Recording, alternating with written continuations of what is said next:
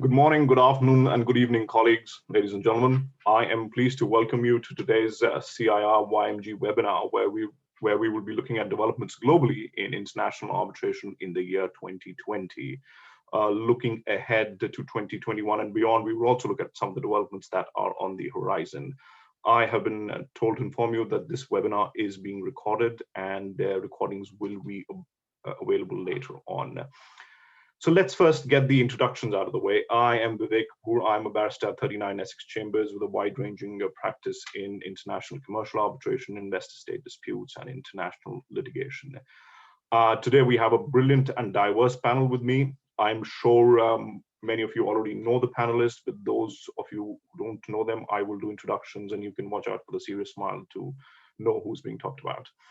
So I will just look at my screen and do the introduction, so there is no particular order to that. Alex is of counsel at Quinn Emanuel in Paris. Alex is qualified in both common law and civil law jurisdictions, but maintains a robust investor-state arbitration practice. He writes and speaks frequently on ISDS and has co-drafted a number of papers for UNCITRAL's Charles Working Group 3, something we will be talking about later on in the presentation.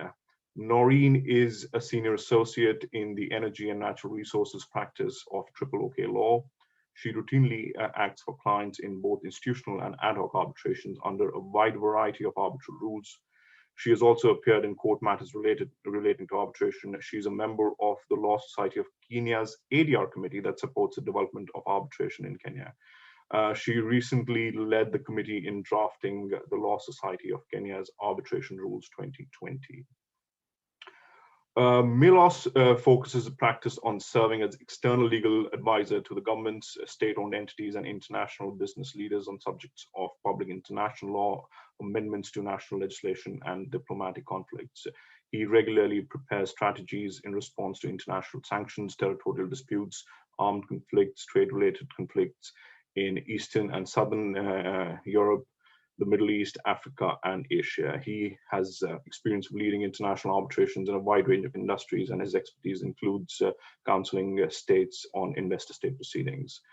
Trisha is an associate in the international arbitration practice of Shearman and Sterling in Paris. She has experience working as counsel and tribunal secretary in investment and commercial arbitrations under major institutional rules such as ICSID, UNCITRAL, ICC, LCIA, and CIAC. And she represents clients across diverse industry sectors such as renewable energy, oil and gas, construction, mining, telecommunications, information management, and pharmaceuticals. And finally, we have Georgios, who's an associate in Linklaters international arbitration practice. His international arbitration experience includes involvement in commercial and investment treaty arbitrations conducted under ICC, ICSID, LCIA, NAI, CIAC, and UNCITRAL rules. Georgios has been involved in several arbitration-related matters, such as setting aside and enforcement proceedings. Now, what we propose to do is we're going to have a panel discussion for the next 45 odd minutes, and after that, we will welcome questions. There is a Q&A box which you can sort of start feeding in your questions as you get them. Please use it only for questions. I will not be reading out any greetings or any comments which are made about any speaker. Now, 2020 was an unusual year globally. It compelled us to adopt new procedures and attitude as the world's legal systems were impacted by the pandemic, much like the rest of our lives. The flexibility inherent to arbitration, which we often overlook and take for granted, helped us adapt in the face of widespread recognition of these, that they were not normal times. Now, we saw several aspects of our life, several aspects of our professional life being totally disrupted. One of the biggest practical obstacles was in-person hearings. And in the face of these obstacles, arbitral institution groups engaged swiftly and issued protocols, practical guidance for counsel, arbitrators, arbitral institutions to encourage the use of virtual hearings. One of the big things we were able to overcome was the due process concern and technology and cybersecurity challenges. Several arbitral institutions issued a joint statement expressing their support for international arbitration's contribution to stability and enforceability in a highly unstable environment, ensuring that pending cases move on without much delay. DLOS came out with a checklist, ICC prepared a protocol, there were regional initiatives in Africa, initiatives in Asia. Now, what we saw was a number of interesting developments. The first, and I think the most notable, is several arbitral institutions have updated their rules. LCIA came up with the 2020 rules. Milan Chamber again updated its rules and introduced a simplified arbitration procedure. ICC has just come up with the 2021 rules. DIFC, again, the LCIA 2021 rules. NAI is reviewing its rules, and as is CIAC. And one of the most interesting developments was SEC adopting a model agreement for submission of existing disputes to arbitration.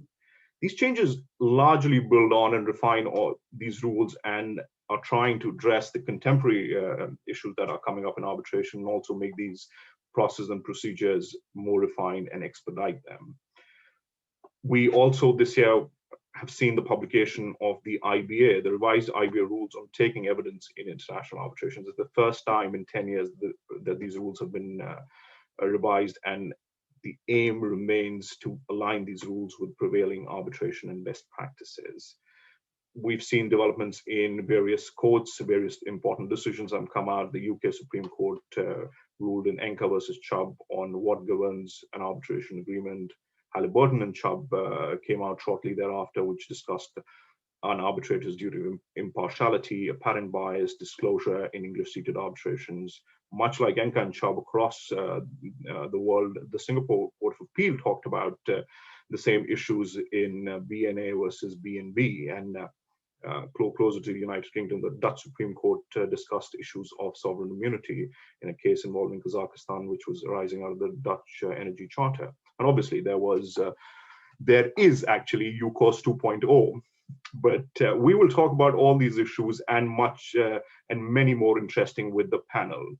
Now, please send in your questions. I will take them in the end, but if there is something that the speaker is talking about, I will try and maybe bring them on. What we've done is every speaker is going to talk about a region and how those, what are the major developments there and how is it impacting arbitration as a whole. We're going to start with Noreen, who will be focusing on Africa. Now, Noreen, Africa is the fastest growing continent in the world, and there is a lot of infrastructure coming up. There are a lot of developments happening in the energy space, and overall, it is an economy that is booming, but also has a lot of challenges. Now, how did Africa as a whole adapt to the pandemic? Arbitration in Africa, let me be very specific. All right, thank you, Vivek. So we had a lot of homegrown initiatives during the period of 2020 to mitigate the adverse effects of COVID to arbitral proceedings. And one of the greatest initiatives was the Protocol on Virtual Hearings in Africa, which was an initiative of the Africa Arbitration Academy. And basically what it did is it tried to address the specific challenges and circumstances that arbitral proceedings were having in Africa. So it's sort of a homegrown solution to the virtual hearings. And what it does is it prescribes minimum standards for technology, software, equipment, and the platform that arbitrators and arbitration practitioners can use during the pandemic. It also set out minimum standards of security, privacy, and data protection that arbitration tribunals as well as parties should use. It went ahead and even suggested a pre-hearing agreement that parties can enter into when they do not either have an express provision providing for virtual hearings or when they had no agreement for arbitration at all. And it also sort of outlines how parties should conduct themselves during these virtual hearings. After that, we also saw a second protocol by the Arbitration, the Arbitration Foundation of Southern Africa, the AFSA protocol, which also does the same thing as the protocol by the Africa Arbitration Academy. But it goes a step further and sort of outlines the process that tribunals should take when they want to verify the credibility of witnesses giving testimony. And then it also gives guidelines for etiquette during the arbitration proceedings. Then we also saw Professor Abdel Wahab set out a pathway. He called it the pandemic pathway, which he basically considered different scenarios that would arise where parties fail to agree on a virtual hearing. So he set out 4 different scenarios. The first one is when the applicable rules and the governing law or the applicable law or the governing rules do not have, they're silent on whether you could proceed with a virtual hearing or not. He also looked at a scenario where the applicable law or the governing rules of the arbitration are inconsistent. Either one provides for virtual hearing and the other does not. And then the third scenario he looked at is when the wording of either the applicable law or the rules specifically provides for in-person hearing. And how do you define in-person hearing? Does it include virtual hearing or not? And then lastly, he looked at if the applicable law discusses technology. And so with the different scenarios, he suggests, what the tribunal should consider when faced with those scenarios and what, position they should take in that case. Then we also had a toolkit by the president of the Association of Young Arbitrators. He has a 5-question toolkit that he proposes tribunals should consider when they're also faced with a question of whether or not to have a virtual hearing.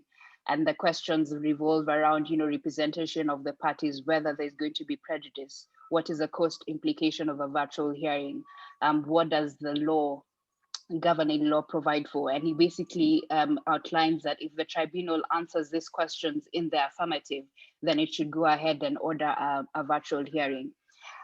With regard to COVID-related claims generally, as you all know, Africa wasn't affected the same way with COVID as the rest of the world. So we haven't seen an upsurge of COVID-related claims as such. But what has happened is a lot of institutions have taken, the liberty to begin to prepare for, business interruption claims and so on. And that's why they've gone ahead to set out different rules and provisions to allow for virtual hearings and also to, anticipate for any other claims that may arise, from the pandemic. That's very interesting, and thank you for that holistic, discussion of what all has happened. Now, the other sort of non-pandemic, important thing that took place in Africa was the African Continental Free Trade Area Agreement.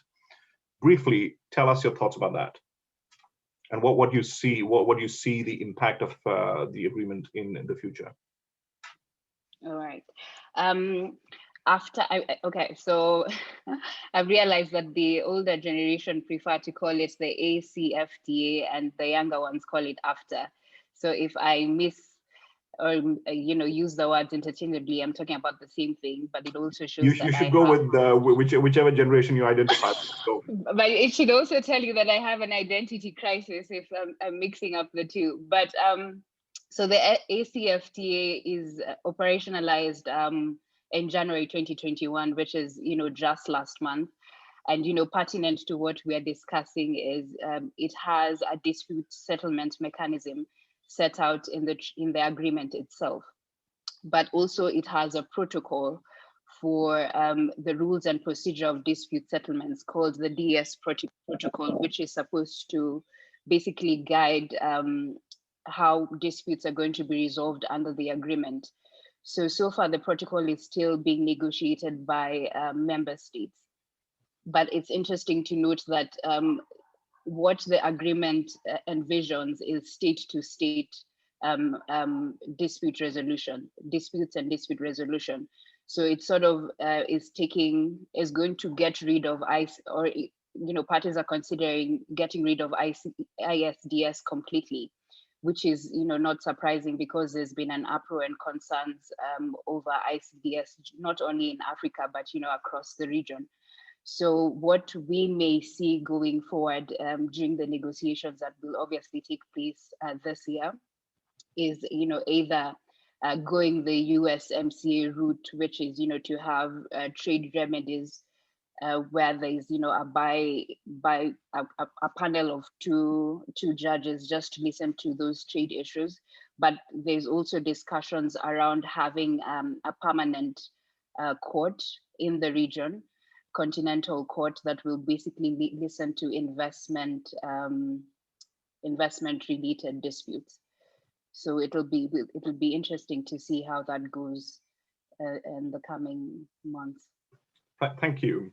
So I'm going to change gears a little bit and go towards the east and go to Trisha, because we're going to discuss Asia, another economic powerhouse, and that is, with all due respect to my European colleagues, that I'm calling Asia and Africa the economic powerhouses, and not Europe, UK, or US. Trisha, now I know you're very keen to talk about the Kane Arbitration Award, which I think is a very interesting development, and you and your team were on that matter. But before that, let's talk about the Singapore Mediation Convention. Is mediation now challenging arbitration? Are the users of arbitration feeling that unless it's a very big dispute which should go to arbitration, maybe the smaller and medium-sized disputes are better off in a mediation process because of the inefficiencies that have come into the arbitration process? Short answer, it remains to be seen. But the Singapore Mediation Convention is a great step in the right direction. The convention was signed only on the 12th. I mean, it came into force actually on the 12th of September when it got the requisite number of ratifications. So we haven't seen, but at the same time, I think there are 53 signatory countries who are yet to ratify it. So I think what the convention, if one were to draw an analogy, it's basically the New York Convention, but for mediations. And if you look at the New York Convention, arbitration really became so popular after the New York Convention, when parties knew that they have the option to easily enforce arbitration awards across countries.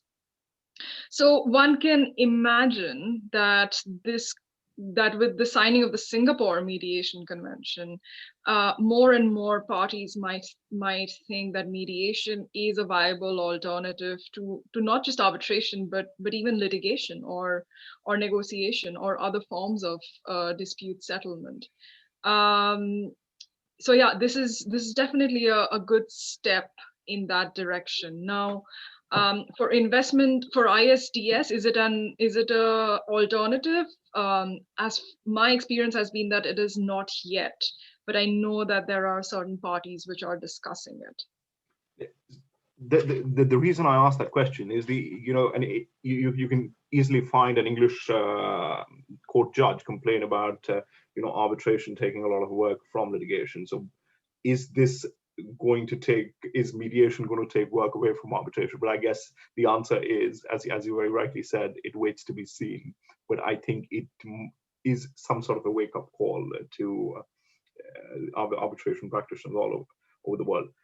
Let's now talk about Kane, a case you were involved in, and as well as Vodafone, two very important decisions that have recently come out, both against India, retrospective taxation. What do you see the impact of these decisions, and how do you see governments reacting to it? Not just the Indian government, who is trying to challenge it, but governments across the world. Sure.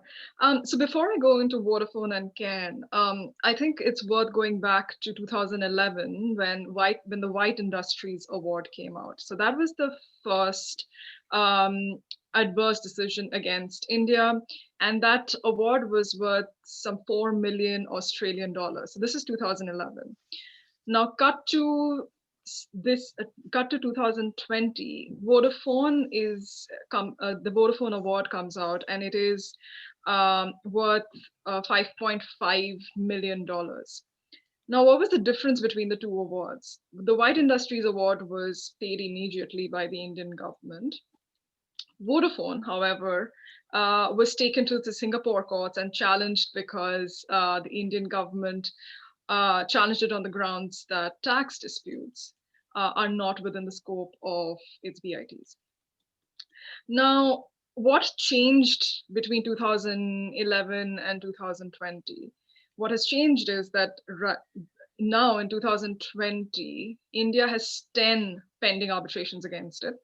It is one of the top 10 most frequent respondent states.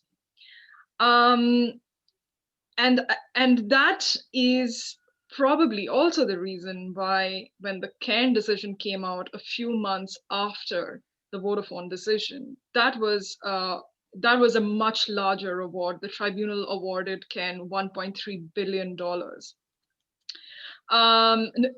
Disclaimer, like Vivek said, I worked on the arbitration, but my firm is no longer involved with the post award proceedings. So what I am also learning from publicly available sources is that Cairn is in talks with the Indian government to discuss possible compliance, and I'm imagining compliance with the award. But it is also almost certain that the Indian government will appeal the award in the Dutch courts. Now, Vivek, coming to your question about how are governments reacting to it, I'm going to do a shameful plug of a project that I was involved in, and this has just been published in the ICSID review. It was a project that was the brainchild of my former colleagues, Professor Gayad and Ilya. And what we did was we looked at the compliance record of the 30 most sued countries of the world. And what we have seen so far is that as the number of cases against a country build up, its compliance patterns change. They might go from a very compliant state to ones which will pursue all possible forms of challenges. And probably that is the direction that India might head. We don't know yet. We will find out in 2021 and in the coming years. But what we will see, the two things we'll have to watch out for is what kind of arguments India raises to challenge both the Vodafone and the Cairn awards. And if India were to lose before the courts, whether it would resist enforcement. Interesting. The other thing is I wanted to talk about more on a sort of pan-Asia level is the increase in energy arbitration. Now, Asia is a major consumer of energy, be it India, China, or the others. What trends are you seeing there? Right. Yeah. So you're absolutely right. Asia, I think, is one of the Asia Pacific region is one of the world's largest consumers of energy. I was actually looking at the statistics just this morning, and it says that the Asia Pacific region consumes more oil than any other region, 35%. It is the second larger consumer of natural gas, 21%. And 2/3 of the global LNG production comes from the Asia Pacific region. So it has quite a vibrant energy industry there. And there are new hubs coming up as well. And with the new hubs coming up as well. And that actually that's a good cue for where I was going, which is there are two types of disputes, right? Under energy broadly. One is price reviews and the other construction. And traditionally, a lot of the energy contracts in Asia are long-term contracts between 20 to 30 years. A lot of them are pegged to what they call the JCC, which is the Japan Crude Cocktail, or the Japan Customs Cleared Crude Price, whichever one you prefer. Both are the JCC. Now, in the past, in Asia, we haven't seen too many price reviews. A lot of them have been negotiated, but I think that going forward, there are two reasons why that might change. The first is that COVID has caused huge price fluctuations in the JCC. The last time we saw this was in Fukushima in 2011, and then the 2008 crisis. So there are price fluctuations is often a reason for parties to go back to the drawing board and wonder whether they should rework the commercial bargain of the contract. And the second is, like you mentioned, the rise of gas hubs in Asia, especially Singapore and Shanghai. Now, in Europe, a lot of the gas price reviews, arbitrations happened because Europe has moved from long-term gas contracts to hub trading, be it the Dutch DTT or the others. And usually, if you look at the price trends, LNG prices, which is what the JCC is often higher than gas prices. So if there is the possibility of hub trading, then parties might start thinking about the possibility of changing their commercial bargain. Again, the possibility for arbitration. And the second point is construction, and I'll make this quick. Because I think everyone knows about this. There is an infrastructure boom happening in Asia, and not least because of the Belt and Road Initiative, right? There are LNG pipelines being built all across Asia. Now, plus now in 2020, we saw the COVID hit a lot of those construction projects. And if you look at the activities of the institutions, they're quite telling. They're all gearing up for the possibility of construction arbitrations coming out of this. So you see that ICSID has appointed, I think, 9 Chinese arbitrators and mediators to its panel. You see that institutions like the ICC or the HKIAC or the SIAC, they all have advisory centers or task forces for the BRI. So I think definitely a space to watch out for there. And quickly, and because I need to move on, but quickly, any sense about the attitude of the courts to these disputes? Because if you look at the Singapore jurisprudence, there was a phase that was just jurisprudence was developing because of one dispute, the PGN versus CRW dispute, which was again a gas pipeline in Indonesia, and a matter I was involved with. But what is going to be the attitude of the courts generally, broadly? You mean to the COVID-related disputes? To infrastructure disputes, because invariably challenges will take place. Invariably, parties will go to court trying to set them aside because big amounts are involved, and a lot of these disputes tend to be very contentious. Right. It depends on which courts these are taken to. I mean, if they are taken to, for example, the Singapore court or courts in Hong Kong, I would imagine that the courts would guide them back to arbitration. I think that has pretty much been their attitude in the last few years. Okay. Now let's move to a sort of different part of the world. Georgios, talking about Americas, North and South, there's some interesting things that we need to talk about. But firstly, what's your sense? Are there going to be pandemic-related investment arbitration claims? Thanks, Vivek. Well, as a matter of fact, we know that the COVID-19 pandemic has led states around the world to introduce different measures in an attempt. Slightly loudly, Georgios. Sure. Can you hear me now? Is that better?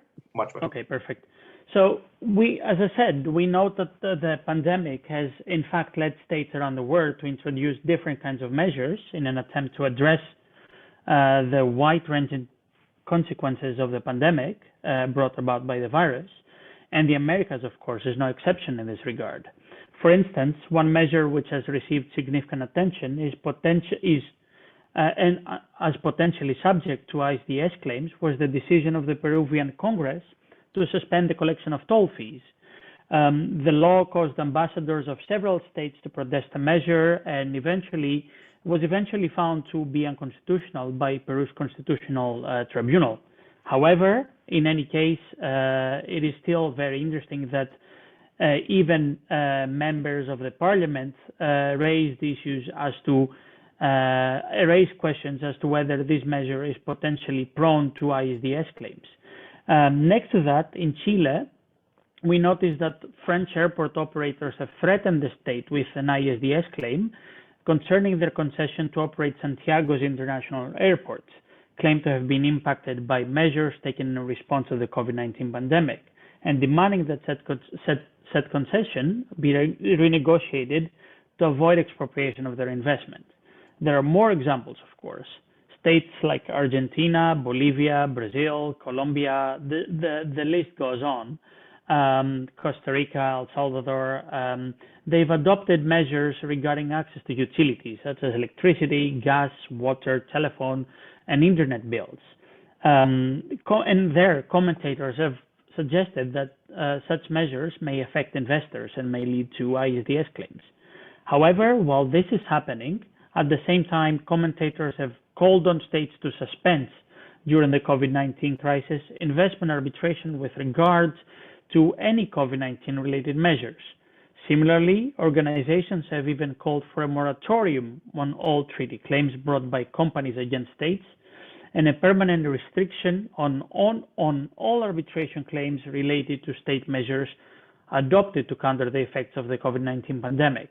Therefore, there are some concerns already, and there is indeed movement in the market. However, we have not seen a surge in claims yet. As to what will eventually happen and what will the impact of the COVID-19 pandemic will be in the area, I think that's too early to tell. Perhaps worth watching this space in the year to come. Okay, that's interesting. Now, one of the big sort of measures of the Trump administration was the U.S.-Mexico-Canada agreement. What are your views on it, and how do you think that is going to, shape the future of disputes? Now, once we sort of talk about it, what I am also keen to talk to you about is the change in administration. We're not going to discuss politics, and that's not the plan yet. But to talk about the change in policy vis-a-vis the Keystone Pipeline, and where does that go? So first, sure. let's just talk about the agreement generally, and then perhaps you touch upon the Keystone Pipeline a bit. Sure. Thanks, Vivek. I think that's a very interesting development, and indeed, as you mentioned, the USMCA, that's the name of the agreement, entered into force on 1 July 2020, replacing the NAFTA. And, with a total population of around 500 million people and a total economic input of around $23 trillion, the USMCA covers one of the world's largest free trade areas. You may ask, why are we talking about this? Well, as a matter of fact, Chapter 24 of the USMCA provides for an ISDS mechanism.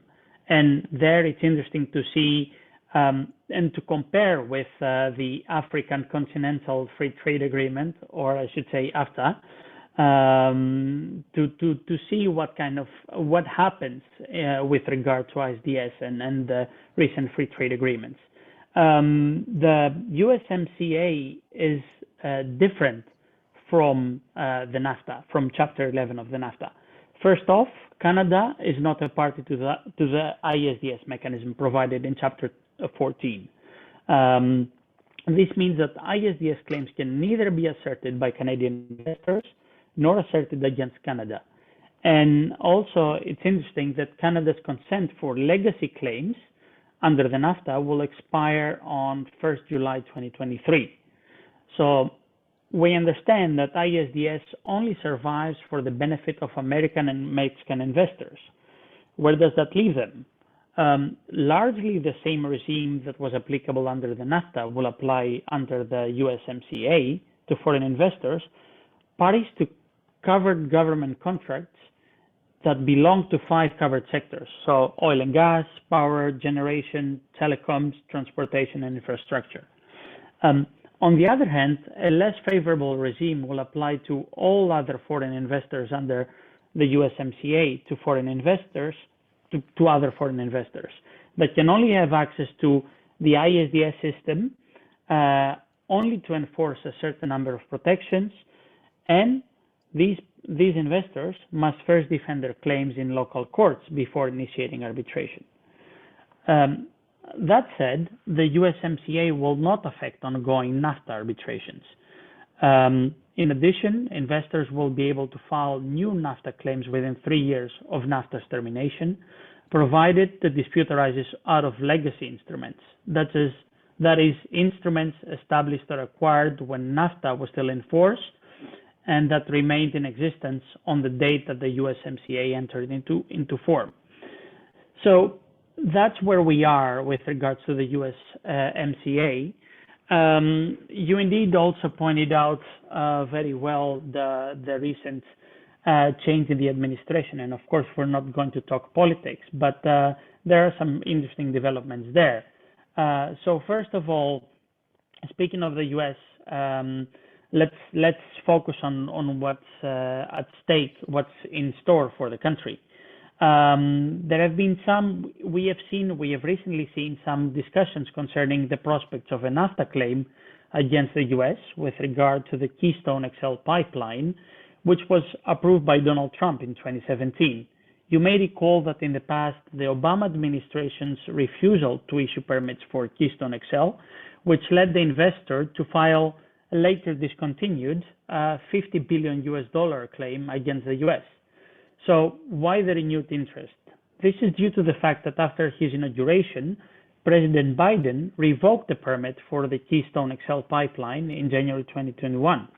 In light thereof, it has already been reported that Alberta is considering bringing a NAFTA legacy claim against the US in relation to the cancellation of the pipeline project. For this reason, it may be useful to keep an eye on whether such a claim will be initiated under the NAFTA and whether this is capable of breaking the US unbeatable record in investment arbitration proceedings. With that being said, it may also be interesting to keep track of the Biden administration's future attitude towards ISDS and the conclusion of free trade agreements. The US stance on ISDS under the Biden administration, of course, is not yet certain. However, there's a few points to mention. First of all, we can recall that President Trump, as vice president in the Obama administration, he supported a more restrained version of ISDS as a component of the TPP. Also, Biden stated back in July 2020 that he doesn't support specific tribunals that are not available to certain organizations and wouldn't agree to ISDS provisions in trade deals. So, nevertheless, the Biden's administration still has a vested interest in protecting US investors abroad, and given Biden's commitment to multilateralism and international cooperation, the US would likely be an active participant in discussions concerning the future of the use of ISDS in free trade agreements, especially in discussions held in the UN working groups. Interesting. Before I move on, the other issue I wanted to sort of explore with you was the recent petition by Petrobras at the US Supreme Court, and what do you think are the sort of policy considerations, not only vis-a-vis the issue of corruption, but overall, where do you see how would the other international courts look at the issue? Sure. So indeed, that's a very recent development. That's a development of the past days, I have to say. Only a couple of days ago, the US Supreme Court refused to hear a petition by Petrobras. And what happened there is that Petrobras wanted the US Supreme Court to review a decision by a lower court, enforcing a $622 million arbitral award rendered in favor of Vantage Deepwater, despite allegations that the underlying contract between that the underlying water between Petrobras and Vantage was obtained through bribery.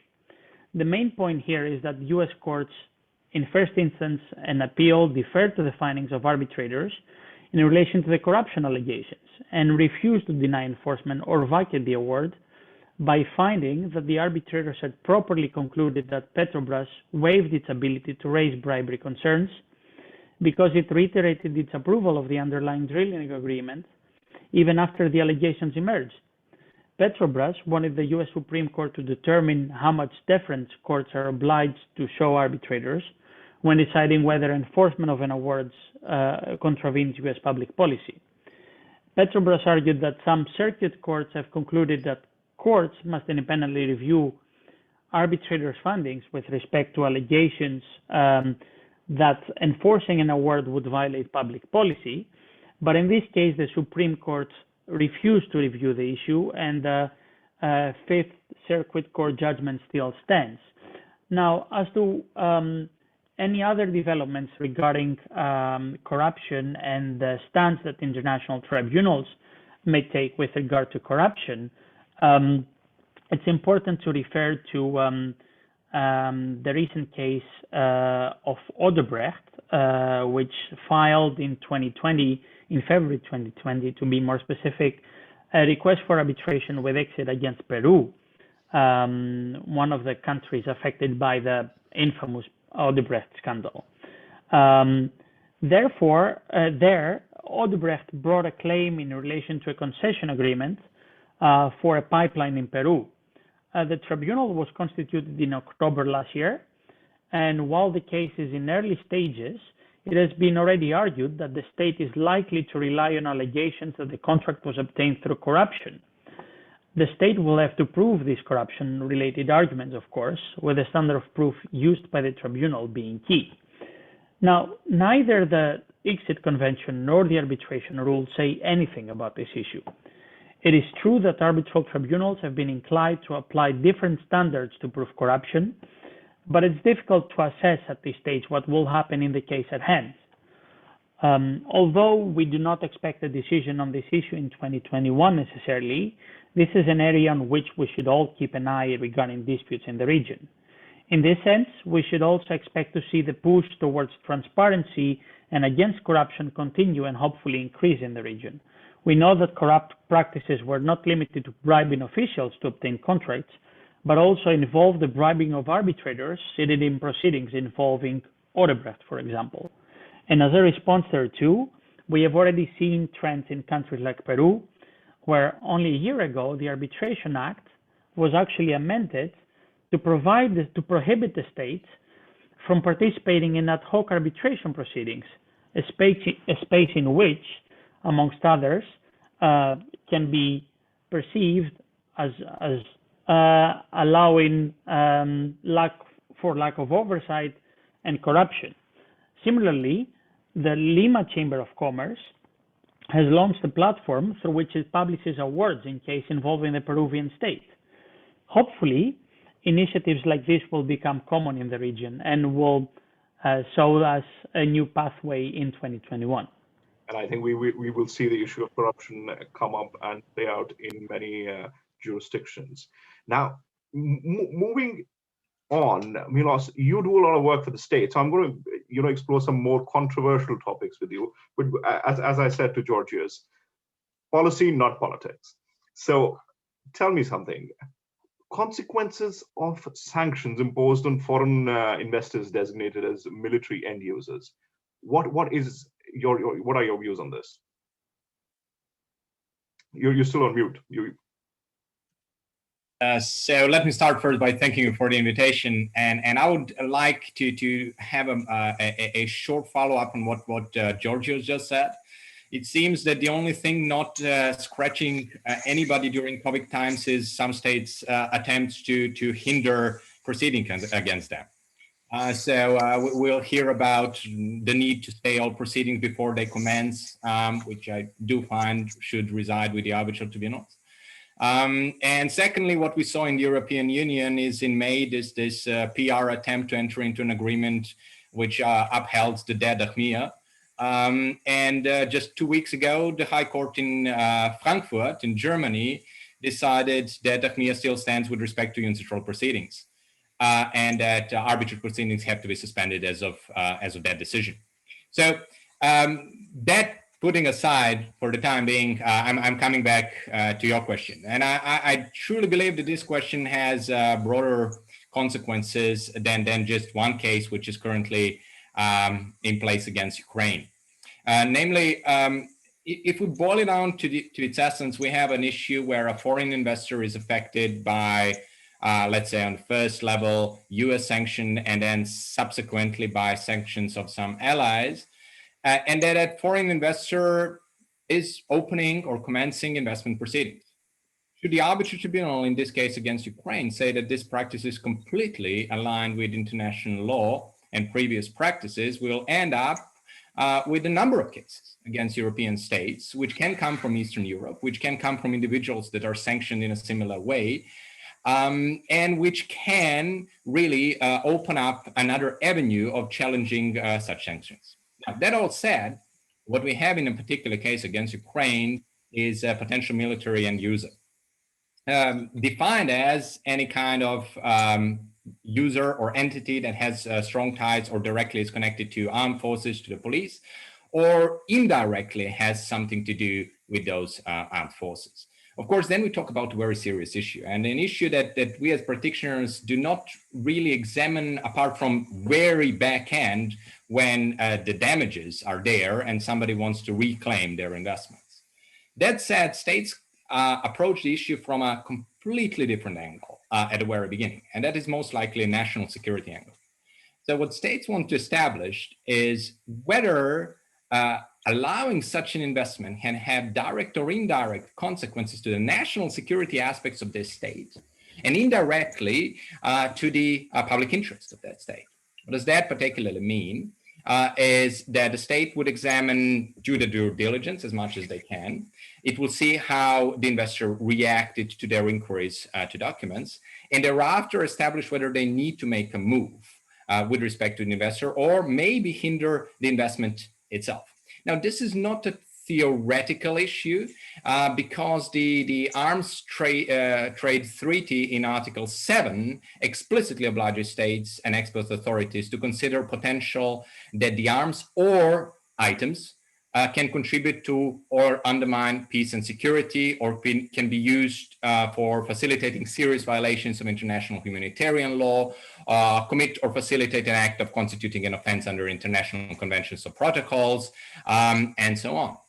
So that all said, the states do have a standing obligation with respect to also items that can be used in building weapons, directly or indirectly. And then we have to come back to the origins and see whether the venue actually are international tribunals, or such a decision should be firstly challenged somewhere else. Now, that all said, again, states will act as a matter of national security. And then we come to the last question, which is very important, and that is enforcement. Let's assume that the investment arbitration tribunal goes with it, says that there was a violation of BAT, not assuming that in this case there was. What is the outcome on enforcement? Because if a number of states refuse enforcement since they truly believe that there should be a prohibition in place as a matter of national security or public policy against an end user, which is a military end user in a particular jurisdiction, enforcement will go nowhere. So that all said, the levels of this particular case are so interesting that they are worth examining further. Interesting. There's always a concern when you talk about national security public policy with investors that it's a label that often gets misused to sometimes support local players, sometimes states' agendas. How would you address that? How should lawyers advising foreign investors be conscious of the state's responsibilities, but also sort of protect their clients? How should that be done? So the first step always is to address what is foreseeable and what is not foreseeable. So if the client is labeled as a military end user in another jurisdiction, irrespective of whether the client is labeled in a particular jurisdiction as a military end user, it would be prudent to advise the client of potential consequences and potential movement in this respect. Secondly, it would be prudent to go with any kind of policy or procedure within the host state and addressing up front whether the actions or intended actions of the client are in breach of any law. Waiting for the case to happen is not a good place to be in for the client. Since the client does not want to be expropriated against, and then go through a process of investment arbitration. The client would rather want to have no investment arbitration or to have a very strong case in investment arbitration up front. And the last point is to try to convince the client to be as open as possible, which sometimes is harder than it seems. Well, that I cannot disagree with. Tell me another thing. Can loans to governments engaged in civil wars be regarded as protected investments? That's a good question, because there is a standing case also on this matter. Actually, I'm now overstepping my boundaries and entering into Noreen's field, but there is a standing case against South Sudan, where a significant claim has been raised, and it addresses loans extended during the course of a civil war. Now, the legal issue that we are here facing is the following. Do we have a protected investment or not? And how can we interpret plea of illegality theoretically? And I'll now assume a theoretical case, not this particular case. When it comes to the protected investments, certainly under international law, there is a prohibition on advancing any civil conflict within any country. So civil wars cannot be advanced by means of weaponry or by means of financing any of the entities engaged in civil wars. Now, as you will certainly notice, we are again talking about more than one case, because then we can mention Syria and the involvement of European Union states in Syria, and extending loans to governments or to opposition involved in civil conflicts. We can talk about former disputes in the Middle East, which again involve foreign entities extending loans. So it is again not just a single case. The issue that can be raised is do we have potentially a plea of illegality here, since the investor can arguably state, well, it has neither been obtained, the investment has neither been obtained through illicit means, nor has it been used on the side of investment for illicit purpose. In this respect, what is clearly a matter of public international law is that if the investment in itself advanced an illicit purpose, an interpretation can be made that there is a plea of illegality in place. That case can really set the stage for a number of cases in Africa, since an interpretation of what a civil conflict is still open, and it can be limited to a particular region, does not need to cover an entire state. So that all said, foreign investments in these particular regions have to go through an additional level of prudent due diligence, which would address that not only that investors avoid to, let's say, engage in any FCPA issues, but they avoid to engage in any kind of financing which even remotely can be used for advancing civil conflicts. What I have to mention, and what happened last week, is in DRC, Italian ambassador died while trying to invest in the region, while trying to actually bring humanitarian aid to the region. He was shot dead by militias, which there are certainly arguments are financed by some authorities. So that said, it is very dangerous for foreign investors to get involved without doing an additional due diligence in this respect. Thank you. Now, on that note, I'm going to move to Alex. Alex, I want to explore a couple of things with you, but first, let's talk about ISDS reform. You've been involved with the UNCITRAL working group, and I think the 40th session took place fairly recently in Feb. Talk to us about that. What has been the impact of COVID, and where do you see that moving? Well, Vivek, as you said at the outset of this webinar, 2020 was a year of profound change. It was a year of new priorities, new administrations, and frustrated expectations. And all of that, of course, can lead to investor state claims using the old processes, I should say, that are in place today. But 2020 was also a year of substantial development towards creating new processes. This is a reform discussion that has not commenced in 2020, but 2020 was a year that certainly saw quite a bit of that discussion. And I think that there are sort of two parallel discussions going on. one in respect to procedure, the other in respect to substance. You mentioned UNCITRAL Working Group 3.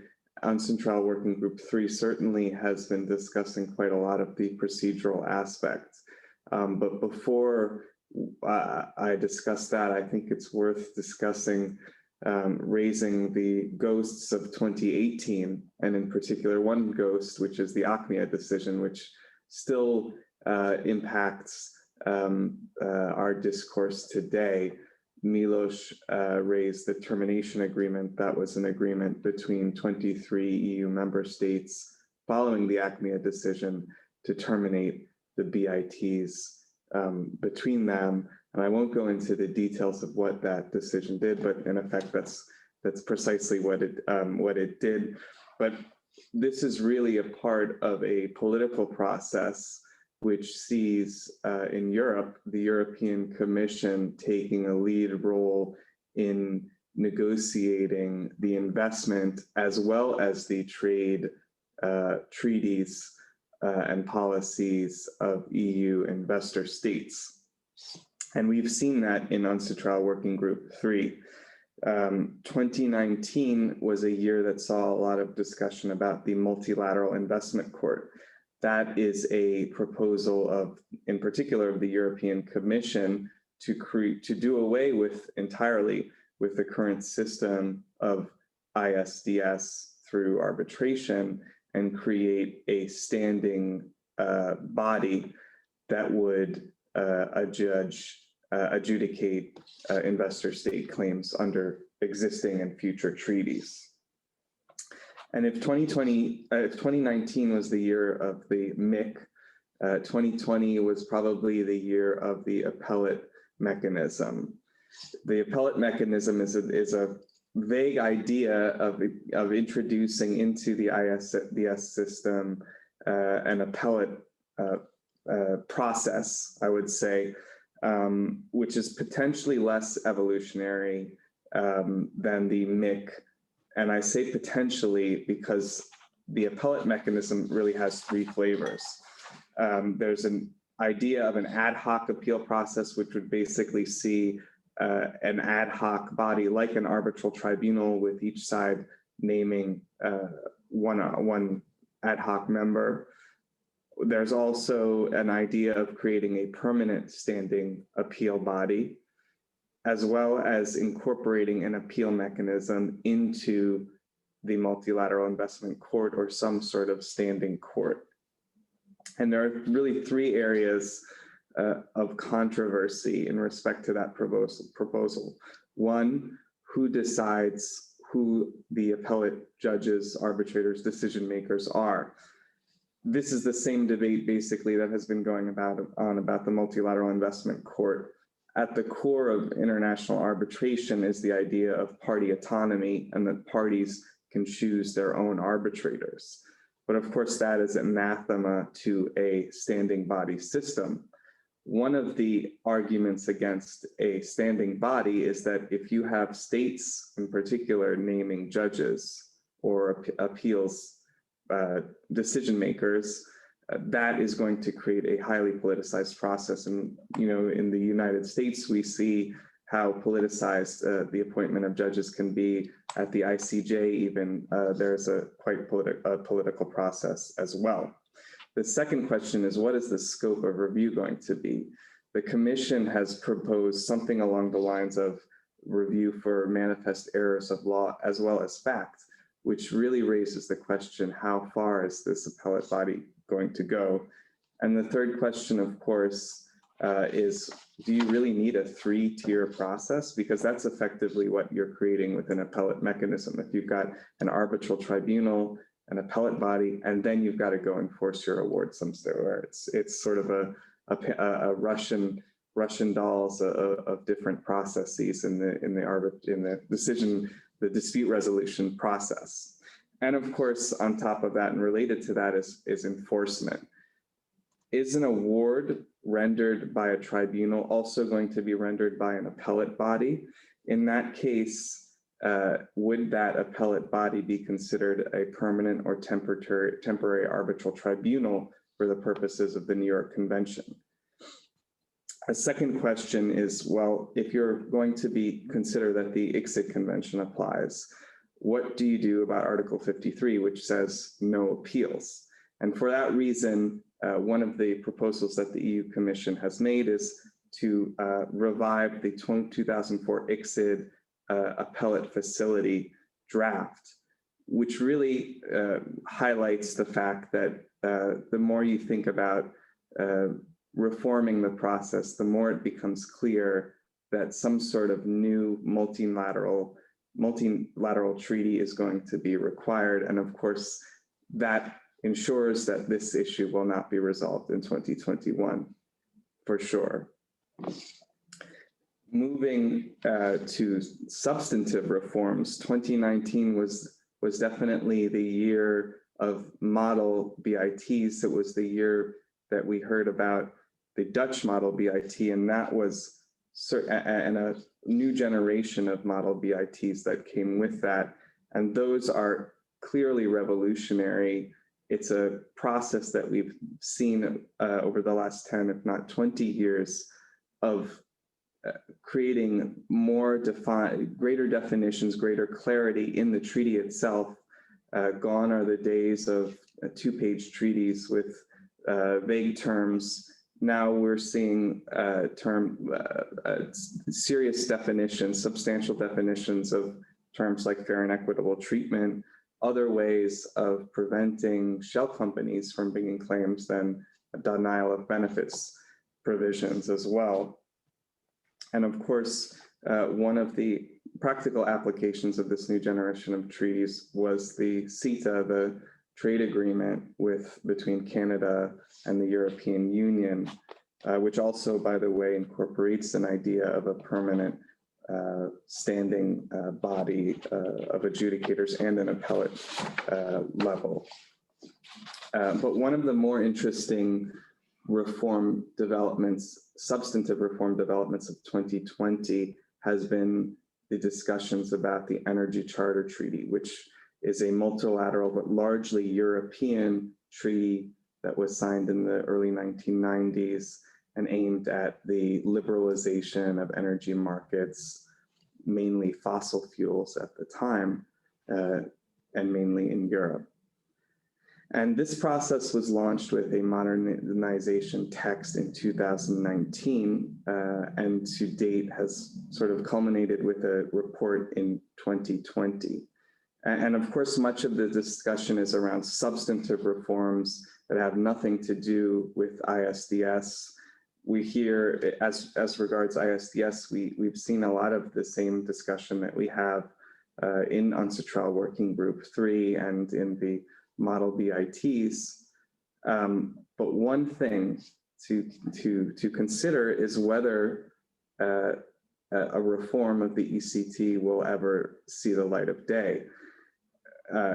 Just 2 months after the ECT reform process was launched, the European Commission began what is called the European Green Deal.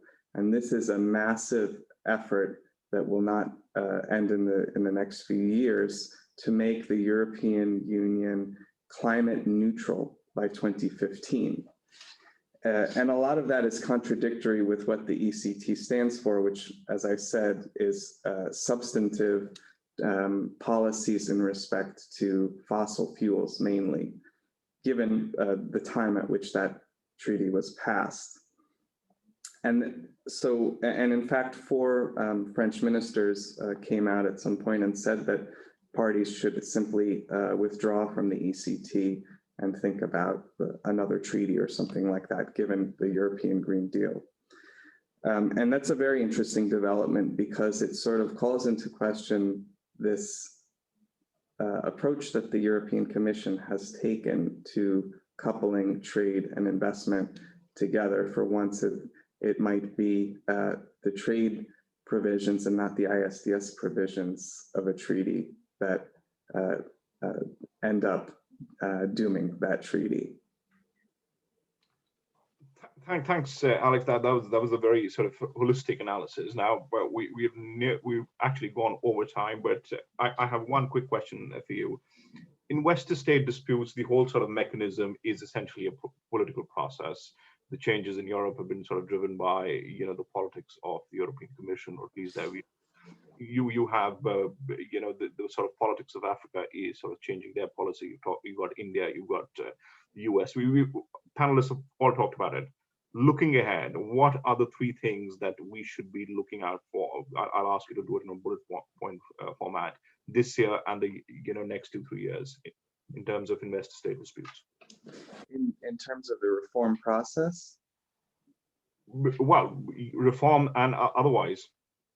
I think how much does the multilateral investment court idea have legs?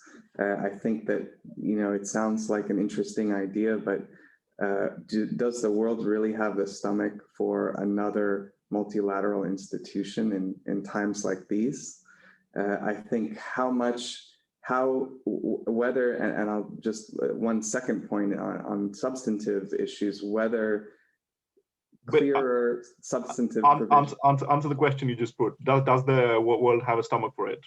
Where do we stand on multilateralism today? I think politically probably not. I think we've had some successes for the forces, the anti-populist forces in recent years, but populist politics is certainly here to stay. And it seems as though the world is becoming more entrenched in regions, if not in large countries. But that, of course, is above my pay grade.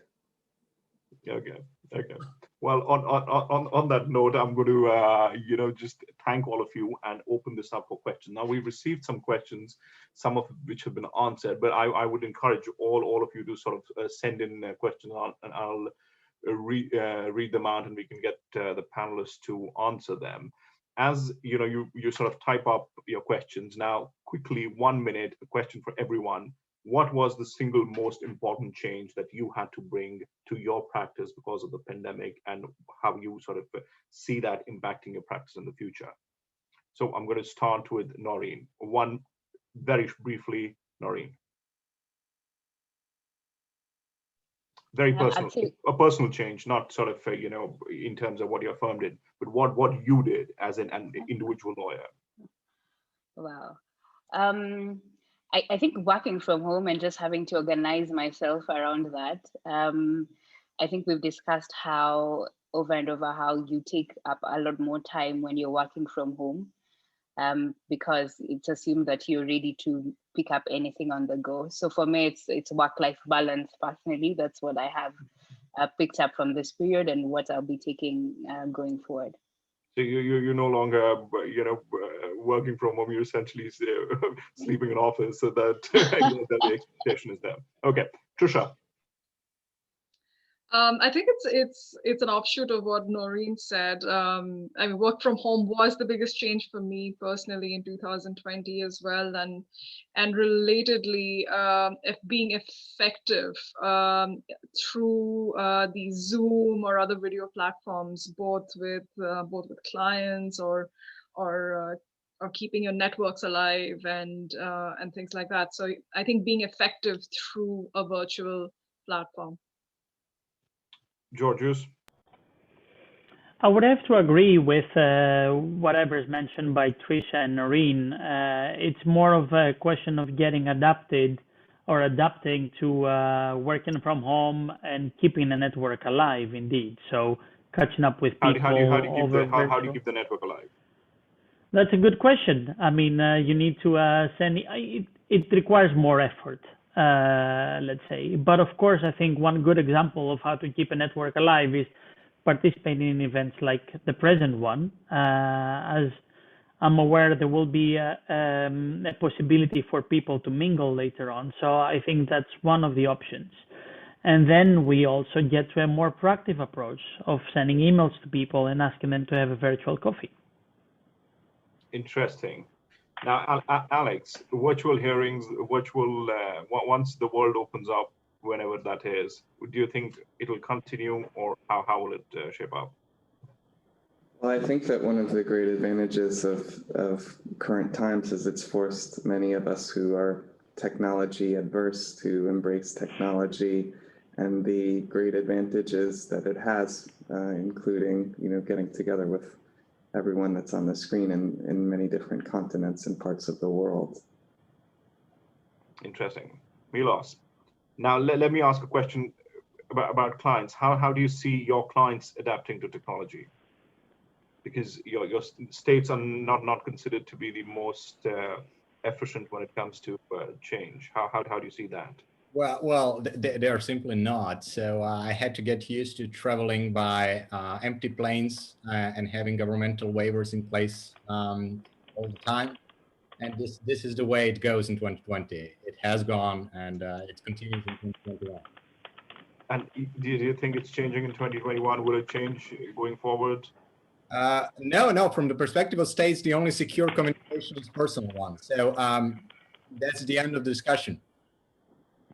Okay, so I think you answered that question. Okay, we've got a few interesting questions.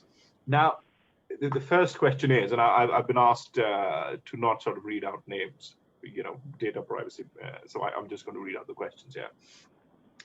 If these new rules for virtual hearings and greater use of technology can be used regardless of COVID problems, should they be used going forward once it opens up?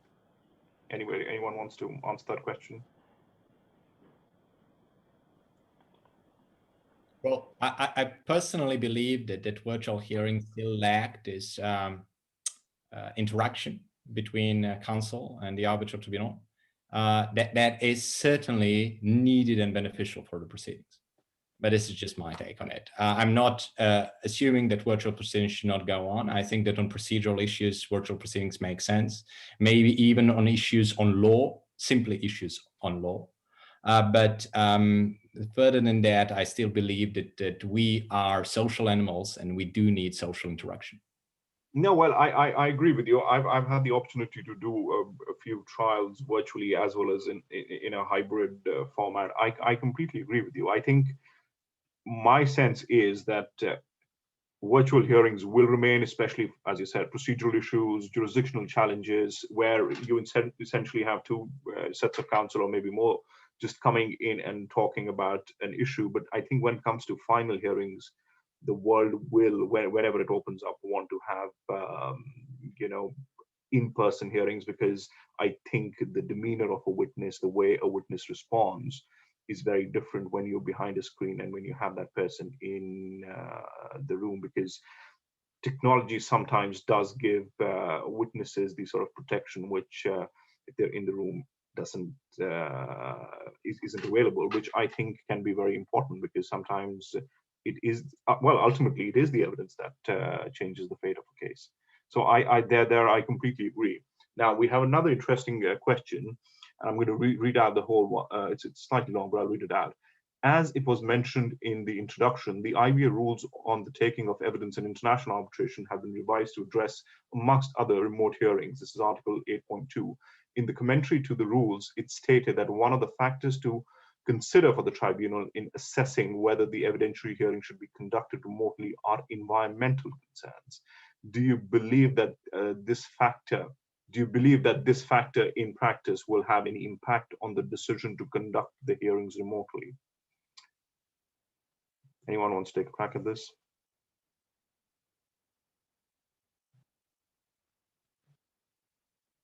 No. I'm happy to take that. I think that I'm not entirely certain that the tribunal would be looking at environmental concerns as their primary factor when they make these decisions. Should they?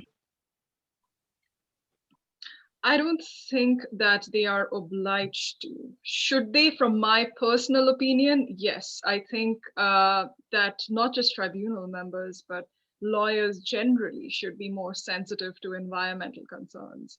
But that's my personal view. In terms of whether the tribunal is obliged to keep it in mind, I don't think so. No, I agree on that point, but do you not think, most times arbitration lawyers, litigation lawyers equally, lead a life which is not very environment friendly, because everything gets printed out, everything gets, boxes and cartons and, tons of paper.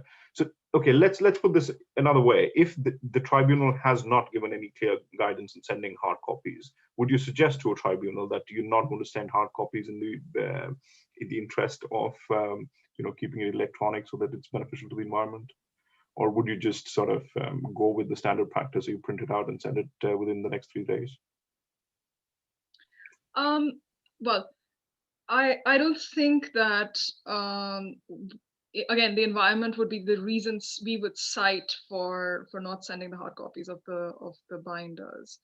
We might, however, say that the submission is voluminous. You really want a hard copy, and we've done that in quite a few cases in recent number of years, and because a lot of the tribunal members are becoming technology savvy, they're happy to receive just a USB key, and maybe they'll ask for hard copies of the main submissions, but definitely not the entire evidentiary record. But environment, unfortunately, is not the consideration. I'll tell you a secret. When I sit as an arbitrator, I don't ask for hard copies, not because I don't like to read them, because there's a finite amount of space that you have in a room and you can't fill it up. So it's usually for a very selfish reason, not for this. Okay, we have another question. I would like to ask Noreen how the withdrawal of the ACFTA members from ICSID will unfold, considering the sunset clause of the institution. Is there a widespread consensus about this plan between African countries? What do you think, Noreen? I'm seeing Georgios was typing an answer. Maybe he should go first, because my opinion is already. You answer the question and we'll get Georgios to answer it after you.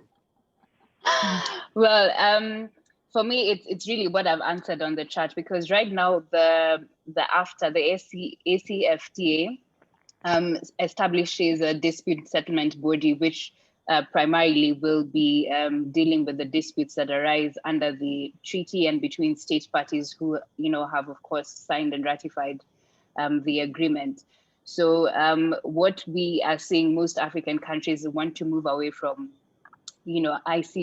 ISDS, and what we are now contemplating or having discussions around is whether to have a continental body that will listen to investment disputes. But I think, we need to listen to what Alexander was saying in his discussions around whether it's necessary to actually have another institution that has authority to listen to investment disputes, and also learn from, what other free trade agreements have had issues that they've had in the past.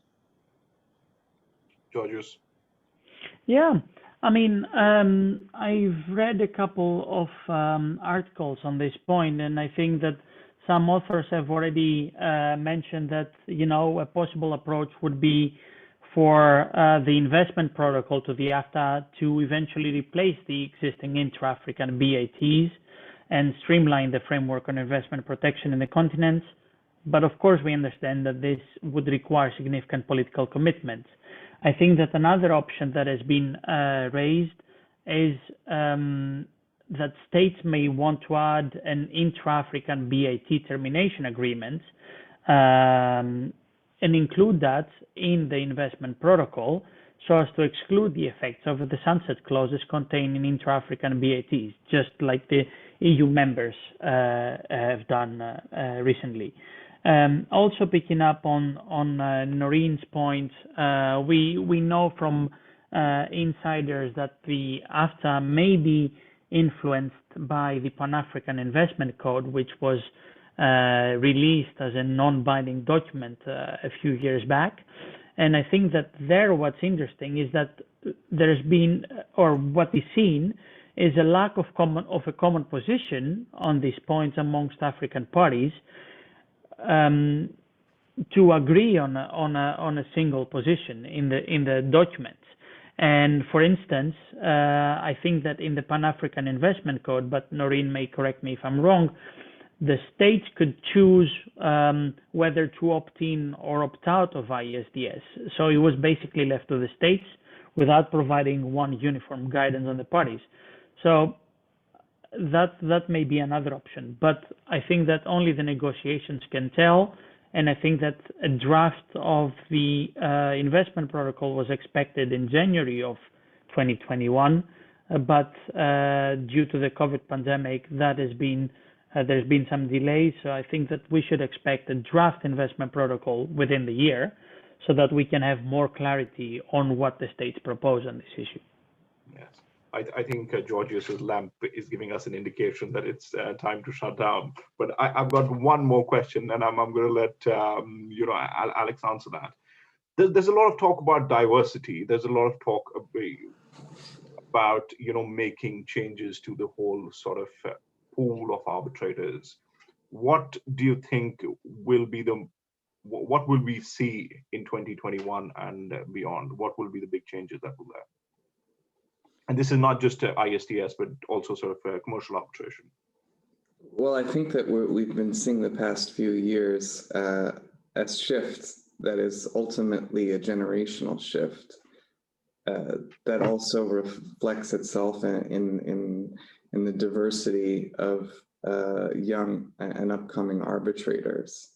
And I think that we'll continue to see that shift in the future as more older practitioners who are a less diverse cohort, let's say, retire. Interesting. I was having a discussion with someone, and a very interesting aspect came up, and that's been the sort of regionalization of arbitration. We a decade ago, or even 2 decades ago, there were just a few major international seats. Now that the number has increased. And that the person I was talking to complained that the new seats tend to be more diverse. The original seats, the London, Parises, and Genevas of the world, still tend to, operate on a less diverse basis. Do you agree with that, or do you think that's going to change, or is that a generational shift that you're talking about?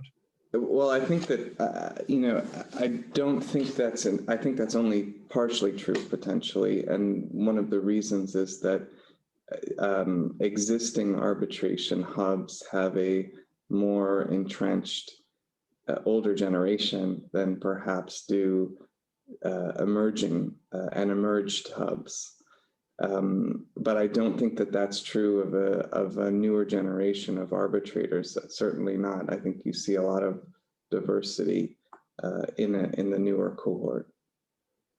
Okay.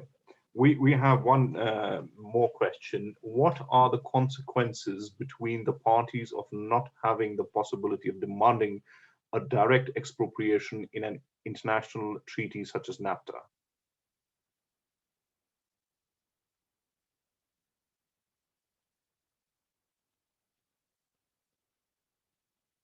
Georgios, do you want to take this?